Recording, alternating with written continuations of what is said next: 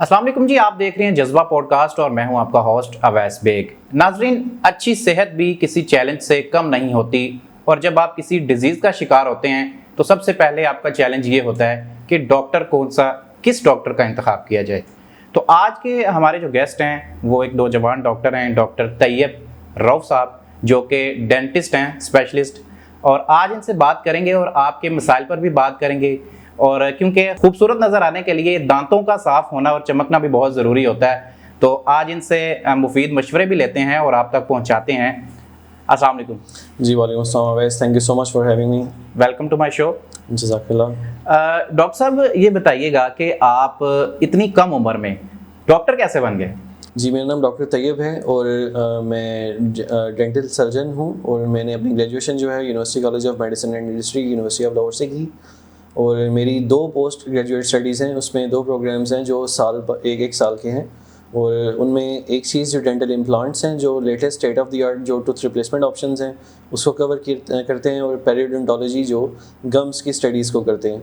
और तीसरा जो है उसमें फिक्स्ड ब्रेसेस, रिमूवेबल अप्लायंसेस और जो क्लियर अलाइनर्स हैं, जो latest state of the art जो ऑप्शंस अवेलेबल है दांतों को सीधा करने के ऑप्शंस, वो मेरी स्पेशलिटी है, जो कि एफिलिएटेड है योर स्माइल इंग्लैंड से।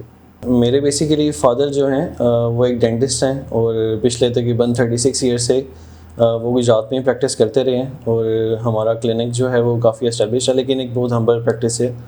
तो बस थोड़ी सी इंस्पिरेशन जो है वालिद साहब की वजह से थी। और जो डेंटिस्ट्री है ये एक बड़ा एक वर्सेटाइल एक जो ना फील्ड है, इसमें आपकी आर्टिस्टिक वर्क भी आपको जो ना रिक्वायर्ड होता है। आपको जो है कह लें कि एक डेंटिस्ट जो है वो डॉक्टर भी होता है, इंजीनियर भी होता है और आर्टिस्ट भी होता है। और ऐसे ही है कि जो डेंटिस्ट है उसकी ये सारी एक्सपर्टीज़ अगर वो होती हैं तो तभी वो एक अच्छा डेंटिस्ट कहलाया जाता है। अदरवाइज जो है उसका कामयाब होना थोड़ा सा जो ना वो डिफ़िकल्ट होता है। तो इसी की वो जो वर्सिटिलिटी है, डाइवर्सिटी जो है वो मुझे बड़ी बहुत अट्रैक्ट करती है। तो दैट्स वाई, बस पता था कि ये करना है तो इसलिए फिर अच्छा, डॉक्टर साहब ये बताइएगा कि दांत हमारी ज़िंदगी का एक अहम, हमारी अच्छे लाइफस्टाइल के लिए बहुत ज़रूरी होते हैं। स्माइल करनी है तो सबसे पहले दांत, किसी से बात करनी है, जाहिर सी बात है जब आपकी किसी से कम्युनिकेशन होगी तो आप बात करेंगे तो सबसे पहले जो इम्पैक्ट पड़ेगा वो दांतों पर पड़ेगा। तो दांतों के मसाइल आजकल बहुत ज़्यादा लोगों में पाए जा रहे हैं। मुख्तलिफ लोग जो हैं वो रूट कनाल की तरफ भी जाते हैं, दांतों की सफाई की तरफ भी जाते हैं। तो ये बताएं कि दांतों के मसाइल शुरू कहाँ से होते हैं? बहुत अच्छा क्वेश्चन है और आपने वाकई जड़ पकड़ी है। जो दांतों के मसाइल हैं ये आजकल ऑलमोस्ट कह लें कि 90% लोगों में ये चीज़ एग्जिस्ट कर रही है। सबसे बड़ी रीज़न इसकी ये है कि हमारी जो फूड है वो आहिस्ता आहिस्ता रॉ फूड से हट के रिफाइंड तरफ बहुत ज़्यादा हो गई हुई है। जब ये चीज़ हो रही है फॉर एग्जांपल, तो आपकी जो उसमें कार्बोहाइड्रेट्स की क्वांटिटी है वो भी काफ़ी ज़्यादा जो है ना उसमें होती है।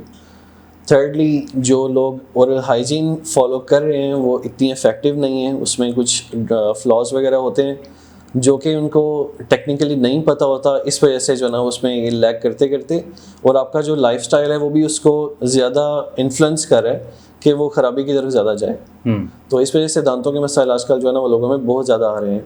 आमतौर पर ये ख्याल आता है कि जब बच्चा पैदा होता है तो वो सबसे पहले वो मीठी चीज़ों की तरफ जाता है, लाइक टॉफ़ी यूज़ कर लेते हैं, बबल गम वगैरह, इस तरह की चीज़ें। उसके बाद फिर जब बच्चा बड़ा होता है वो उस चीज़ का ख्याल नहीं रख पाता, उसके दांत तब तक ख़राब हो चुके होते हैं। तो स्टार्ट में ही पेरेंट्स को क्या करना चाहिए ऐसा कि वो बच्चों की जो दांतों के मसाइल हैं उससे बच सकें? Very important question once again. जो बच्चे हैं उनके दांत काफ़ी ज़्यादा ख़राब हो रहे हैं और एग्जैक्टली यही रीज़न है कि जो मीठी चीज़ें हैं, कैंडीज़ वगैरह हैं, टॉफ़ीज़, उनमें ये चीज़ें रिफ़ाइंड फूड और जो शुगर की क्वांटिटी है वो बहुत ज़्यादा यूज़ हो रही है। ना सिर्फ ये एक शुगर रश उनको देते हैं, जैसे कोई भी बंदा ड्रग्स का एडिक्शन वगैरह हो जाता है, इसी तरह बच्चों की जो शुगर स्पाइक की वजह से उनको ये चीज़ बहुत ज़्यादा हिट करती है। तो ना सिर्फ इस वजह से कैंडीज़ या टॉफ़ीज़ बहुत ज़्यादा उनके लिए अच्छी नहीं होती, दांतों के लिए वो और ज़्यादा बुरी इसलिए होती हैं कि वो चिपकती हैं दांत के साथ और काफ़ी देर तक दांतों पे वो चिपकी रह जाती होती हैं, जिस वजह से दांत जैसे जैसे कोई भी खुराक डिके होती है वो आहिस्ता आहिस्ता तेज़ाबियत इख्तियार करती है। तो हमारे मुंह से ही हमारी जो खुराक है वो आहिस्ता आहिस्ता डाइजेस्ट होना स्टार्ट हो जाती होती है। दांतों के ऊपर कोई भी खुराक के पार्टिकल्स जितनी देर तक पड़े रहेंगे वो आहिस्ता आहिस्ता दांतों को ख़राब ही करते हैं अल्टीमेटली। करना लोगों को ये चाहिए कि जैसे ही बच्चे के मुंह में दांत आते हैं आइडियली वेस्टर्न वर्ल्ड में भी ये चीज़ फॉलो होती है कि जिस बच्चे के या जिस बंदे के मुंह के अंदर दांत हैं वो अपना 3 मंथ्स बाद, 6 मंथ्स बाद या 12 मंथ्स बाद एक दफ़ा डेंटिस्ट को विज़िट ज़रूर करे। अगर आपको ये चीज़ लोग करते हैं तो आपको ना सिर्फ ऐसी कई सारी बीमारियां जो स्टार्ट होने वाली हैं आने वाले वक्त में, जो बढ़ जाएंगी शायद, आपको ना सिर्फ वो बिल्कुल स्टार्ट में पता चल जाती हैं, उनका एक्सपेंस भी बहुत कम आता है और लोगों की जो प्रोग्नोसिस है, जो हम ट्रीटमेंट फॉर एग्जांपल लोगों को करते हैं, वो भी बहुत इफेक्टिव रहता है उनके लिए। अच्छा, जब हम लोग सो के उठते हैं तो सबसे पहले हम ब्रश करते हैं, राइट। तो ये बताएं कि ब्रश कितनी देर बाद चेंज करना चाहिए, और सेकंड ये कि अगर आप रेगुलर ब्रश करते हैं तो आपको दांतों के मसाइल बनते हैं? रेगुलर ब्रशिंग अगर बंदा करता रहे और सारी दांत की 5 सरफेसेस होती हैं, उन 5 की 5 सरफेसेस का क्लीन होना बहुत इंपॉर्टेंट होता है। और मेरे एक्सपीरियंस में मैंने शाज़ व नाज़र कोई बंदा देखा है जो इन सारी चीज़ों को फॉलो कर रहा होता है। आपको ब्रश यूज़ करना है, गुड, आप 3 मंथ्स बाद अपना ब्रश चेंज करें। अगर उसके जो ऊपर ब्रिसल्स हैं वो ऐसा ऐसा फूल की तरह फैल गए हैं तो आप उसको उसी टाइम चेंज करें। चाहे आपको 1 या 2 मंथ्स में भी अगर ये चीज़ हो रही है तो आप उसको चेंज करें। ब्रश की जो टाइप है वो बहुत इंपॉर्टेंट है, चूज़ कौन सी करनी है। आपने सॉफ्ट या अल्ट्रा सॉफ्ट टूथब्रश, 2 इनके अलावा बस कोई और हार्ड मीडियम कंसिस्टेंसी में आपने नहीं जाना, वो दांतों को फ़ायदे से ज़्यादा नुकसान देती हैं। दांत को घिसना जो है ना वो हमारा मकसद नहीं है, दांतों को साफ करना मकसद है। जो कुछ लोग मतलब बहुत तेजी से ब्रश कर रहे होते हैं, वो क्या दांतों के मसाइल पर बनते हैं? और उसका एंगल भी कई लोगों को नहीं पता होता। कुछ लोग हॉरिजेंटल तरीके से कर रहे होते हैं, कुछ वर्टिकल तरीके से कर रहे होते हैं। एक तो ये बता दें। सेकंड इसमें ये बताएं कि अमूमी तौर पर जब आप कोई जंक फूड खाते हैं या आप कोई हैवी खाना खाते हैं तो आपकी जुबान पर काफी सारे ज़रात जो है वो जम जाते हैं। वो ब्रश के साथ एक टंग क्लीनर होता है, उसके साथ वो साफ करते हैं, तो उसका तरीका भी बताइए कि क्या वो भी दांतों के मसाइल का सबब बनते हैं? बिल्कुल। जो ब्रश है उसकी जो टेक्निक है वो बच्चों के लिए अलग है, बड़ों के लिए अलग है। अगेन हमने इस पे काफ़ी डिटेल वीडियोस कवर की हुई हैं हमारे जो सोशल मीडिया पेज पे, वो वीडियोस पिन है कि आपने अगर फॉर एग्जांपल छोटा बच्चा है तो उसकी स्क्रबिंग टेक्निक होती है, जो ऐसे राउंड आपने ऑल टीथ को आपने कवर करना है, ना सिर्फ बाहर वाली सरफेस जो नज़र आ रही है बल्कि ज़ुबान वाली सरफेस भी, और टॉप जिस साइड से बंदा खाना खाता है वो चीज़ें ये आपने साफ़ करनी है। सही। ब्रश के अलावा फ्लॉस बहुत इंपॉर्टेंट होता है, जो दांत की इन बिटवीन सरफेसेस को क्लीन करने में हेल्पफुल होता है। दांत में कैविटीज़ 2 जगहों पे बहुत ज़्यादा जो ना वो लगेंगी। दांत के टॉप पे जहाँ पे लाइनें बनी हुई होती हैं उनमें खाना ट्रैप हो सकता है, यहाँ 2 दांतों के सेंटर में खाना ट्रैप होता है। तो फ्लॉस जो है वो इन बिटवीन दांतों को साफ़ करेगा, टॉप लेयर को ब्रश साफ़ करेगा। दोनों चीज़ें आपको यूज़ करना इंपॉर्टेंट है। Tongue cleaner again very important. जो बैड ब्रेथ अक्सर मुंह से स्मेल आ रही होती है लोगों की, उसमें आपको टंग क्लीनर यूज़ करना पड़ता है। अगर किसी के पास टंग क्लीनर नहीं है तो वो ब्रश को 2 to 3 टाइम्स आप अगर यूज़ करते हैं, टंग के ऊपर स्वाइप करते हैं, तो तब भी वो बहुत इफेक्टिव है और वो बहुत इंपॉर्टेंट होता है। अच्छा डॉक्टर साहब, ये बताइएगा कि आप माहिर डॉक्टर हैं माशाल्लाह से, आपकी बातों से पता भी चल रहा है। ये बताएं कि अमूमी तौर पर जब गले के मसाइल भी इससे बनते हैं या उसके अलावा कोई एलर्जी वगैरह, तो क्या ये दांतों की मसाइल की वजह से ये सारी प्रॉब्लम्स बनती हैं? बिल्कुल पॉसिबिलिटी है। जो हमारा मुंह है, सॉरी, मैदे के मसाइल भी इसमें होते हैं? बिल्कुल। जो हमारा मुंह है ये गेटवे होता है हमारी बॉडी का, ठीक है। कोई भी चीज़ फॉर एग्जांपल आप कंज्यूम कर रहे हो वो यहाँ से स्टार्ट होनी है, उसने छोटे हिस्से में डिवाइड होना है और फिर वो बॉडी में एब्जॉर्ब होनी है। तो ऑब्वियसली अगर आप ऐसी चीज़ें यूज़ कर रहे हैं तो वो पोटेंशियली हार्मफुल हो सकती हैं। अच्छा डॉक्टर साहब, आपने गुजरात डेंटल क्लिनिक के नाम से अपना क्लिनिक आप रन कर रहे हैं माशाल्लाह से, तो आपको पहले तो अप्रिशिएट करते हैं कि आपने मतलब इतनी कम उम्री में बुलंदी की तरफ आप जा रहे हैं माशाल्लाह से। ये बताएं कि अगर कोई कस्टमर अपने मसाइल लेकर आपकी तरफ आता है, सबसे पहले ये बताएं कि गुजरात डेंटल क्लिनिक किस जगह पर है? गुजरात डेंटल क्लिनिक जो है हमारा शाहजहांगीर रोड पे नूरपुर कब्रिस्तान के पास बना हुआ है, मेन रोड पे। अच्छा डॉक्टर साहब, ये बताएं कि आपके पास कौन कौन सी ऐसी जदीद टेक्नोलॉजी है, कौन से इक्विपमेंट्स हैं जो गुजरात के शहरियों के लिए आप उनकी खिदमत करें? फर्स्ट थिंग फर्स्ट, जो स्टरलाइजेशन प्रोटोकॉल है जैसे फॉलो करना चाहिए वैसे गुजरात डेंटल क्लिनिक पे वो फॉलो होता है। आपकी बीमारी एक पेशेंट से दूसरे पेशेंट को, पेशेंट से डॉक्टर को या डॉक्टर से दूसरे पेशेंट्स को ट्रांसफ़र नहीं होनी चाहिए। तो हम इस चीज़ का खास ख्याल रखते हैं कि गुजरात डेंटल क्लिनिक पे स्टरलाइजेशन प्रोटोकॉल एग्जैक्टली वैसे ही फॉलो हो जैसे उसकी स्टैंडर्डाइजेशन है। सेकेंडली जो हमारी अच्छी चीज़ है वो ये कि जो आपने सुना होगा कि एक होलिस्टिक अप्रोच होती है। कभी भी आप किसी डॉक्टर के पास जाते हैं तो आप पहले सुना करते थे शायद कि बंदा आधा ठीक हो जाता है डॉक्टर से बात करते हुए। जी। तो अल्हम्दुलिल्लाह मैं क्लेम करता हूँ और मेरे पेशेंट्स ये चीज़ कहते हैं कि वो ये चीज़ फील करते हैं गुजरात डेंटल क्लिनिक पे कि हमारी जो कंसल्टेशंस हैं वो इतनी इफ़ेक्टिव होती हैं कि हम अपना जो प्रॉपर टाइम है कंसल्टेशन का वो हम एलोकेट करते हैं पेशेंट के लिए, ना कि हम जंप करते हैं ट्रीटमेंट के लिए। तीसरी चीज़ ये कि गुजरात डेंटल क्लिनिक में हम जो लेटेस्ट प्रोटोकॉल्स हैं वो फॉलो कर रहे हैं। जो रूट कैनाल्स आपने सुना होगा, दांत को जो अमूमन डेड करने की जो ट्रीटमेंट होता है उसको रूट कैनाल ट्रीटमेंट कहते हैं। तो वो रोटरी रूट कैनाल्स हम फॉलो कर रहे हैं और सिंगल विजिट कर रहे हैं। मतलब अगर कोई बंदा जिसको दांत में दर्द है, चाहे पुराना है चाहे नया है, अगर उसको दांत में दर्द है तो वो एक विजिट में डिजिटल डेंटिस्ट्री की तरफ जा रहे हैं। आज के दौर में अगर कोई बंदा जिसके पास कम टाइम हो तो हम उसका जो वर्क फ्लो है बहुत ज़्यादा रैपिड कर सकते हैं। फॉर एग्जांपल काफ़ी सारे ओवरसीज़ पेशेंट्स हैं, वो आते हैं, उन्होंने अपनी टिकट्स कराई होती हैं, प्री बुकड होती हैं सारी, तो हम डिजिटल वर्क फ्लो की तरफ उनको लेके आते हैं। पुराने वक्त में वो एक माप लेते थे, मुंह के अंदर काफ़ी सारी वो जेलनुमा जो है ना वो चीज़ मुंह पे रखते थे और उससे काफ़ी सारी डिस्कम्फर्ट लोगों को होती थी। अब हम इंट्राओरल स्कैन्स की तरफ चले गए हैं। जो स्कैन है वो ज़्यादा इफ़ेक्टिव है, ज़्यादा डिटेल कवर करता है, उसमें जो ट्रांसपोर्ट के इश्यूज जो होते हैं वो नहीं होते। With the click of a button हम ईमेल कर देते हैं लैब को, और लैब में वो मशीन्स हैं जो दांतों को कटिंग एग्जैक्टली वैसे ही करते हैं जैसा कि कंप्यूटर में डिज़ाइन हुआ होता है। मतलब उसमें ह्यूमन इंटरवेंशन बहुत मिनिमल है। अगर किसी बंदे ने डिज़ाइन किया है, जो कि डिज़ाइनर्स होते हैं जो फॉर एग्जांपल दांतों को जो कवर लगाते हैं या ब्रिजेस लगाते हैं या फुल माउथ रिकंस्ट्रक्शन करते हैं, विनियर्स लगाते हैं, जैसे कि स्माइल मेकओवर वगैरह आपने सेलिब्रिटीज़ के देखे होंगे। एग्जैक्टली ये सारी वही चीज़ें आपने एक डिज़ाइन मेनली फॉलो करना होता है जो कि डेंटल कैड के ऊपर होता है, और उसके बेसिस पे आप जो उसको कन्वर्ट करते हैं मशीन्स में, और वो मशीन ही पूरा वो प्रोसेस मिल करके कटिंग वगैरह करके रेडी करके आपको क्राउन वो आपको डिलीवर कर देती है इन ऑफिस। डॉक्टर रऊफ साहब, गुजरात में चूंकि कंपटीशन बहुत ज़्यादा है, डेंटिस्ट डॉक्टर की भरमार है, तो कस्टमर आपके पास क्यों आएगा? आप क्या उनको मतलब किस तरह की आप फैसिलिटी उनको देंगे जो वो आपसे इम्प्रेस होगा और आपके पास आएगा? सेकंड, इसमें ये बताएं कि आपकी जो मशीनरी है, जो इक्विपमेंट है, वो आपके मतलब जैसे आप बता रहे हैं कि वो इंटरनेशनल मयार के मुताबिक है माशाल्लाह से, तो इस हवाले से बताइएगा कि कोई कस्टमर अगर आपके पास आता है तो वो अपॉइंटमेंट कैसे ले आप?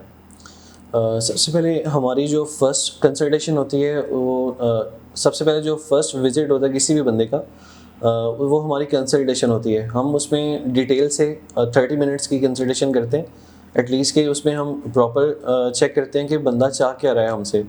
क्या अगर फॉर एग्जांपल उसने दांतों की अगर सफाई वो चाह रहे हैं या दांतों को वो वाइट करवाना चाह रहे हैं, तो क्या स्केलिंग से वो पॉसिबल है या उसके लिए हमें उसको टीथ वाइटनिंग की तरफ लेके आना पड़ेगा। तो उसके और जो हमारे जो गोल्स हैं, या उसको एजुकेट करना या उसको प्रॉपर ट्रीटमेंट के बारे में अवेयरनेस देना भी एक इम्पॉर्टेंट चीज़ है। तो हमारी फर्स्ट प्रायोरिटी होती है कि हम उसको अपॉइंटमेंट दे के अपने पास अपॉइंटमेंट हमारे से वो व्हाट्सएप पे फ़ोन पे रब्ता करके कर सकते हैं। हमारे क्लिनिक का नंबर्स हैं वो आपकी स्क्रीन पे मेंशन हो रहे होंगे, तो वो वैसे ही उन नंबर्स को यूज़ करके व्हाट्सएप पे भी और कॉल के थ्रू भी अपॉइंटमेंट रख सकते हैं। हम अपनी कंसल्टेशन करने के बाद हम फिर ट्रीटमेंट्स पे जो है ना उनको लेके आते हैं। सेकेंडली, आपने पूछा कि जो गुजरात में डेंटिस्ट की भरमार है वो हमें क्यों चूज़ करें। तो अवैस जितना भी मैंने आपको अभी पहले की चीज़ें 4-5 चीज़ें बताई हैं, ये लोग नहीं फॉलो कर रहे। आपको जंप किया जाता है कि आप जल्दी से जल्दी ट्रीटमेंट पे आएँ, आपको ट्रीटमेंट सेल किया जाता है। आप आएँ, आपको सोचे समझे बगैर चेयर पे बिठा के आपका ट्रीटमेंट कर दिया जाता है, चाहे वो आपके गोल्स या हमारे गोल्स या जो गोल्स आप माइंड में लेके आए हैं, अगर वो चीज़ आपको हम दे भी पाए या नहीं दे पाए, उन चीज़ की ये अहमियत नहीं रहती वहाँ पे। डिजिटल वर्क फ्लो नहीं है वहाँ पे। मोस्टली ये चीज़ें जो है ना ये काफ़ी सारी बाईपास हो जाती होती हैं। स्टरलाइजेशन काफ़ी जगहों पे जो है ना वो ये चीज़ नहीं पाई जाती। ठीक है। और root canals, again root canals के लिए आपको एटलीस्ट 3 से 4 विजिट्स जो है ना वो लोग लगवाते हैं। और सबसे इम्पोर्टेंट जो आपकी बात है कि आप यहाँ पे प्रोफेशनल डॉक्टर्स को जो है ना वो मिलेंगे, ना कि जो असिस्टेंट्स हैं वो आगे काम कर रहे होते हैं। गुजरात डेंटल क्लिनिक पे मेरे अलावा मेरे साथ मेरे एसोसिएट हैं डॉक्टर हरीम, वो भी BDS डेंटिस्ट हैं। उनकी ग्रेजुएशन है Lahore medical and dental college से, LMDC। वो मेरे साथ ही एसोसिएट हैं और हमारे जो स्टाफ हैं बाकी वो डेंटल हाइजीनिस्ट होते हैं।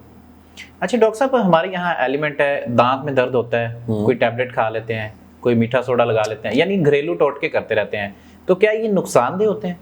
बिल्कुल, बहुत ज़्यादा नुकसानदेह होते हैं और आने वाले वक्त में जो एंटीबायोटिक्स वगैरह जो यूज़ होती हैं, इसकी मिसयूज़ की वजह से बहुत ज़्यादा एंटीबायोटिक रेजिस्टेंस आ रही है। तो ये ग्लोबल लेवल पे एक बहुत बड़ा इशू है।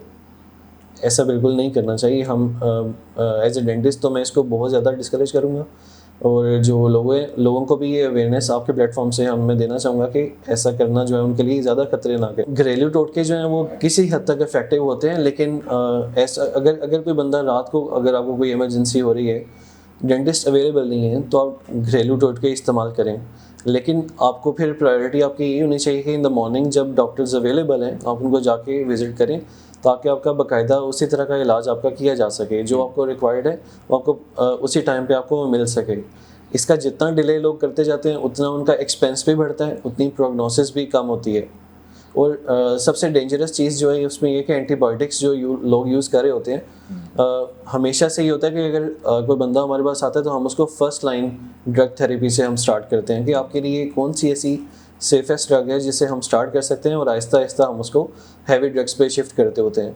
अगर एक बंदा एंटीबायोटिक ले रहा है और उसको नहीं पता कि वो फर्स्ट जनरेशन है या फिफ्थ जनरेशन है या थर्ड जनरेशन है, तो वो तो डेंजरस है, बहुत ज़्यादा डेंजरस है। और आहिस्ता आहिस्ता बॉडी रेजिस्टेंट होती रहती है। हमारी बॉडी में जो जरासीम होते हैं वो चीज़ के रेजिस्टेंट हो जाते हैं, आदी हो जाते हैं, तो आपको वो काम नहीं करेगी नेक्स्ट टाइम। अगर फॉर एग्जांपल कोई डॉक्टर भी आपको वो लिख के देता है, चाहे वो अच्छी मेडिसिन नहीं क्यों ना हो, तो आपकी वो काम नहीं करेगी। उससे फिर बड़ी मेडिसिन, उससे ज़्यादा हैवी हमें डोजेज आपको देनी पड़ेगी, तो बॉडी इतनी टॉलरेट नहीं करती, टॉक्सिसिटी हो सकती होती है। अच्छा डॉक्टर साहब, एक तो ये बता दें कि अक्सर औकात लोगों को मसाइल होते हैं दांतों को कीड़ा लगने के। सेकंड, कुछ लोग पान छालियाँ बहुत ज़्यादा यूज़ करते हैं हमारे पाकिस्तान में, और एक रिसर्च के मुताबिक तकरीबन 30% पाकिस्तानी हैं जिनमें कैंसर भी फैल रहा है इसकी वजह से। तो ये बताइएगा कि एक तो ये कीड़े जो लगते हैं इनसे किस तरह बचा जा सकता है? कुछ लोग जो बहुत ज़्यादा पान और छालियों का इस्तेमाल करते हैं, वो लोग किस तरह अपना ट्रीटमेंट करें और अपने दांतों को, यानी जो उनका पीलापन है, उसको किस तरह ख़त्म करें? जो ज़्यादातर हमारी पॉपुलेशन में लोअर मिडिल क्लास है या मिडिल क्लास है, वो ये चीज़ ज़्यादा फॉलो कर रही होती है, और वेरी सैडली वो लोग ये ओरल हाइजीन फॉलो नहीं कर रहे होते। इस वजह से उनकी जो प्रॉब्लम्स हैं वो ऐसा सवेयर हो रही होती हैं। जो ओरल कैंसर की अकरेंस है वो पॉपुलेशन में ऐसा ऐसा बढ़ रही है, और जहाँ तक मेरा नॉलेज है हुकूमत भी काफ़ी इस पे जो है ना वो ट्राई कर रही है कि इसको कम से कम किया जाए। ओरल कैंसर जो बेसिकली पान छालिया की वजह से आपकी जो जब आप रिपीटेडली अब उसको यूज़ कर रहे होते हैं, तो गाल के अंदर की तरफ काफ़ी सारे छोटे छोटे क्रैक्स या वो बार बार जो ना वो ज़ख्म बनते हैं। तो जैसे कभी भी हमारी बॉडी में भी अगर बार बार एक जगह पे हमें जैसे ये चंडियाँ बन जाती हैं किसी को, तो अगर रिपीटेडली आपको ट्रॉमा हो रहा है हाथ के ऊपर, तो वहाँ पे वो जो आपकी स्किन है वो ऐसा ऐसा हार्ड हो जाएगी। तो मुंह के अंदर भी ऐसे ही होता है, अगर फॉर एग्जांपल रिपीटेडली वहाँ पे ट्रॉमा हो रहा है, जो पान या छालियाँ या जिसकी वजह से भी गाल हमारा अंदर से जो है वो ज़ख्मी हो रहा है, तो ऐसा ऐसा वो हार्ड होता जाएगा। और एक तो उनका मुंह खुलना ऐसा ऐसा कम हो जाता है, जिसकी वजह से जो अगर फॉर एग्जांपल वो ट्रीटमेंट सीख करते भी हैं एट द एंड, तो वो बहुत डिफिकल्ट हो जाता है उनको मैनेज करना, फिर उनके लिए ऑपरेशंस वगैरह फिर वो सेपरेट होते हैं। सही। और अगर कोई बंदा फॉर इंस्टेंस अगर वो ये सारी चीज़ें साथ साथ फॉलो भी कर रहे हैं हाइजीन को, और पान छालिया भी ये कर रहे हैं, कराची में ये बहुत ज़्यादा पॉपुलेशन है जो इस तरह की जो ना वो इसी से जो ना वो गुजर रही होती है। तो रिसेंटली एक हमारे पास पेशेंट थे, वो फ्लाई करके गुजरात आए हैं, दुबई में रेजिडेंट थे। अच्छा। और कराची के थे वो, उनको मैं आपको केस जो है ना आपको मैं शेयर करूँगा, आप उसकी पिक्चर्स यूज़ कर सकते हैं। तो एग्जैक्टली हमने फिर उनको स्माइल मेकओवर की तरफ उनको जो यानी दुबई से पाकिस्तान गुजरात में आपके क्लिनिक पर आए थे वो, माशाल्लाह। तो उनकी वाइफ है, उनको एक पास्ट जो ट्रामा था डेंटिस्ट के साथ, उनका कोई इंटरेक्शन बहुत ज़्यादा अच्छा नहीं था। उन्होंने हमारे गूगल से हमारे रिव्यूज़ वगैरह के अकॉर्डिंगली, और हमारी जो सोशल मीडिया पे सारी पोस्टिंग वगैरह है जो हम अवेयरनेस के लिए कैंपेन्स करते रहते हैं, उसको यूज़ करते हुए उन्होंने हमें कॉन्टेक्ट किया और उन्होंने फिर जो है काफ़ी स्क्रूटिनी के बाद उन्होंने जो है ना वो अपने हस्बैंड को कन्विंस किया कि जो है ना वो ट्रीटमेंट करवाएं, और अल्हम्दुलिल्लाह हम उससे बहुत अच्छा एग्जीक्यूट कर पाए हैं और बहुत अच्छे रिजल्ट्स हैं। आपकी बात को मैं इधर से ही कंटिन्यू करूंगा। अज़दवाजी ताल्लुकात इस वजह से बहुत ज़्यादा ख़राब होते हैं बैड ब्रीथ की वजह से, तो इस हवाले से बताइएगा क्या ये दांतों के मसाइल की वजह से बनते हैं या फिर ये स्टमक के अंदर जो प्रॉब्लम्स होती हैं उसकी वजह से बैड ब्रीथ आती है? क्योंकि कुछ लोग माउथ वाश भी इस्तेमाल करते हैं, जब तक उसका असर रहता है तब तक तो ठीक रहता है, उसके बाद फिर उन्हें एम्बेरसमेंट भी फील होती है जब किसी से बात करते हैं, तो इसका भी बताइए इससे किस तरह छुटकारा पाया जा सकता है? वैसे 90% जो लोग हैं उनमें ये जो प्रॉब्लम है वो ओरल इश्यूज़ की वजह से ये चीज़ जो है ना वो ज़्यादा बढ़ती है। एक फ़न फैक्ट आपको जो एक जो है ना वो मैं एक चीज़ बताता हूँ कि जो ज्यूइश हैं, यहूदी जो हैं, जो इतने अच्छे नहीं हैं, और उनमें ये चीज़ बाय लॉ उनका जो है ना उनकी गवर्नमेंट ये चीज़ सपोर्ट करती है कि अगर बैड ब्रेथ होता है इन बोथ पार्टनर्स, तो उनकी जैसे हमारी तलाक होती है उस तरह उनकी भी ये प्रॉब्लम होती है कि वो ऐसा ऐसा उनका जो रिलेशन है वो बाय लॉ ये चीज़ ख़त्म किया जा सकता है। तो ये चीज़ बहुत बड़ी एक जो ना वो इशू है। हमारी सुन्नत में भी ये चीज़ है, बार बार हमें हमारा जो दीन है वो भी ओरल हाइजीन पे ज़्यादा फोकस करवाता है कि और जब भी आप कम्युनिकेट कर रहे हैं आपकी जो अखलाकियात में ये चीज़ आती है कि मुंह से सांस बदबूदार नहीं आना चाहिए। उसकी सबसे बड़ी इशू ये होता है कि हमारे जो गम्स हैं उसके डिजीज़ है, और 90% लोग जो हैं वो गम डिजीज़ से इशू फेस कर रहे हैं। मसूड़ों से खून आना गम डिजीज़ है, दांत आहिस्ता आहिस्ता लंबे दिखना गम डिजीज़ की वजह से होता है, दांतों का टेढ़ापन भी होता है, दांतों का टेढ़ापन आहिस्ता आहिस्ता हो जाना या स्पेसिस आ जाना भी, दांत जो आपकी ग्रिप है गम्स के अंदर वो आहिस्ता आहिस्ता जब कम हो जाती है तो ये इश्यूज़ जो है ना आहिस्ता आहिस्ता फिर आते हैं। और एक टाइम आता है कि लोग अगर उसको सही टाइम से नहीं करवाते तो वो हिलते हिलते गिर भी जाते होते हैं। जैसे आप इस पर खसूसी तौर पर बात कर रहे हैं 90% जो आप बता रहे हैं कि प्रॉब्लम्स लोगों में होती हैं, तो गुजरात डेंटल क्लिनिक के पास कौन सी ऐसी मशीनरी है जो कि एक डिजिटलाइज भी है और लोगों को वो फ़ायदा भी दे सकती है? डिजिटल इंडस्ट्री में स्केलिंग जो है वो ये चीज़ बहुत एक कॉमन प्रोसीजर है, और गुजरात डेंटल क्लिनिक में आपका जो डॉक्टर है उसकी स्पेशलिटी में ये चीज़ आती है कि मेरी स्पेशलिटी में जो मेरी एक पोस्ट ग्रेजुएशन है उसमें 2 प्रोग्राम्स थे। एक प्रोग्राम में हमारा इम्प्लांट्स और जो पेरियोडोंटोलॉजी है, जो गम डिजीज़ को हम सारा गम्स की स्टडीज़ को कहते होते हैं पेरियोडोंटोलॉजी, उसमें हम मेरी जो ना ये प्रोग्राम में मैंने स्टडी किया हुआ है। जो दूसरा है वो डेंटल ब्रेसेस और फिक्स्ड ऑर्थोडोंटिक्स या रिमूवेबल जो अप्लाइंसेस होती हैं और क्लियर अलाइनर्स उस पर है, जो कि योर स्माइल इंग्लैंड से एफिलिएटेड है। तो मेरी स्पेशलिटी में ये चीज़ है, तो हम उसको इनिशियली जो स्केलिंग होती है ना ऊपर ऊपर से अल्ट्रासोनिक स्केलिंग होती है, अल्ट्रासोनिक स्केलिंग कर सकते हैं। अगर किसी के इश्यूज ज़्यादा हैं तो हम उसको दोबारा रीअपॉइंट करके डीप स्केलिंग भी करते होते हैं। स्केलिंग एंड पॉलिशिंग बेसिकली वो प्रोसीजर है जो कि हर बंदे को ज़रूरत होती है, और वो मुझ समेत हर बंदे को जो ना ये रिक्वायर्ड होता है। अच्छा डॉक्टर साहब, हमने अक्सर लोगों को ये कहते हुए सुना है कि अगर हम दांतों का ट्रीटमेंट ज़्यादा करवाएंगे तो हमारे दांत घिस जाएंगे, तो ये कन्फ्यूजन दूर करें हमारी। ये एक मिथ है, लोगों का काम है कहना, और जो है लोग बहुत कुछ कहते हैं। ये एक मिथ है, इसको डिबंक करना चाहिए आज। और पूरे वेस्टर्न कंट्रीज़ में सब के सब जो लोग हैं वो बेसिकली डेंटल इंश्योरेंस पे अपना वर्क करवा रहे होते हैं। डेंटल इंश्योरेंस जो है, अगर आप 3 मंथ्स बाद, 6 मंथ्स बाद या 12 मंथ्स बाद उनको फॉलोअप नहीं करते, क्लिनिक्स वगैरह बने हुए होते हैं जहाँ से आपको कॉल्स आती है अपनी कम्युनिटी में, ये वेस्ट की बात कर रहा हूँ, तो अगर आप वहाँ पे नहीं रिपोर्ट करते तो आपको क्लेम नहीं दिया जाता। वहाँ पे ये चीज़ स्केलिंग ही एक वाहिद ट्रीटमेंट है जिसको रिपीटेडली लोग करवाते रहते हैं, और इसी के थ्रू आपकी स्क्रीनिंग हो रही होती है कि आपको कोई एक्टिव डिजीज़ है या नहीं, कोई आपको कीड़ा लगने वाला किसी दांत में या नहीं, ऐसी कौन सी जो ना वो चीज़ें हैं जो पहले हम पकड़ सकते हैं। तो ये अगर आप एक प्रोफेशनल डॉक्टर से करवा रहे हैं तो इसमें जो ना कोई भी डेंजरस चीज़ नहीं है।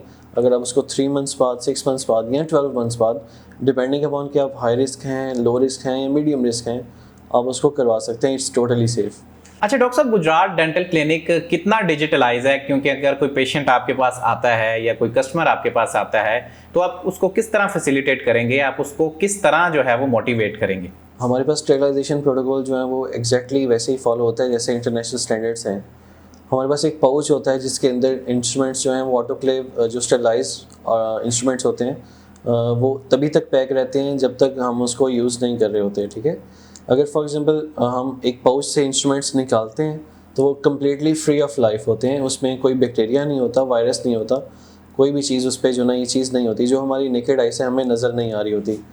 और हमारे पास जो डिस्पोजेबल किट्स भी अवेलेबल होती हैं, अगर कोई बंदा जिसको हाई रिस्क कोई पेशेंट है जिसको हेपेटाइटिस हुआ है कभी ज़िंदगी में या कोई और एक्टिव डिजीज़ है, तो हम उसके लिए वो इंस्ट्रूमेंट्स भी यूज़ नहीं करते, हम उनको सेपरेट रखते हैं और उनको हम इसके डिस्कार्ड लिए कर पहले कोई देते हैं। टेस्ट वगैरह आप करते हैं? एग्जैक्टली। अच्छा, टेस्ट वगैरह। हेपेटाइटिस के टेस्ट जो हैं वो बड़े रैपिड टेस्ट होते हैं और वो 20 to 25 मिनट्स में आपको वो रिजल्ट्स डिलीवर कर देते होते हैं। सही। जो लेटेस्ट किट्स हैं उसमें ये चीज़ आप जो है ना वो कर सकते हैं। जी, आपने डॉक्टर तैयब रऊफ साहब के मुफीद मशवरे जाने, और अगर आप भी दांतों के मसाइल से दो चार हैं तो मैं आपको यही रिकमेंड करूंगा कि आप भी एक दफ़ा गुजरात डेंटल क्लिनिक पर विजिट करें और अपने दांतों के मसाइल से छुटकारा पाएं। इसी के साथ मुझे इजाज़त दीजिएगा और अपना बहुत सारा ख्याल रखिएगा। अल्लाह हाफिज़।